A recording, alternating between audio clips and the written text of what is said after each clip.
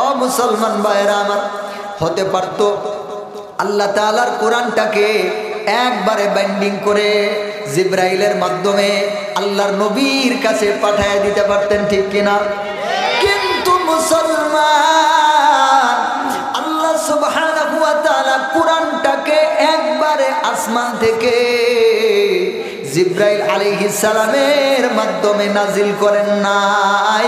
বরং দীর্ঘ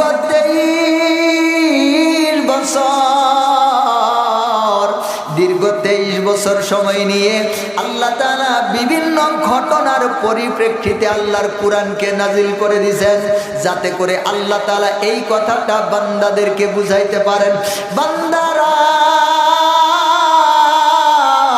এই যে আমার নবীর সময়, আমার নবীর বন্ধু সাহাবায়ে কেরামের সময়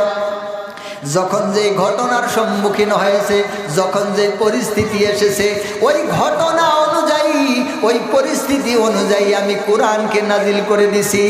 যাতে করে তোমরা বুঝতে পারো তোমাদের কোন পরিস্থিতিতে আমার কোরআনের কোন আয়াতকে মানতে হবে, তোমাদের সুখের সময় আমার কোন বিধান, তোমাদের দুঃখের সময় আমার কোন বিধান, তোমাদের আনন্দের সময় আমার কোন বিধান, তোমাদের দুঃখের সময় আমার কোন বিধান, তোমাদের সুস্থতার সময় আমার কোন বিধান, তোমাদের রোগের সময় আমার কোন বিধান। অর্থাৎ তোমার 24 ঘন্টা সময়ের মধ্যে,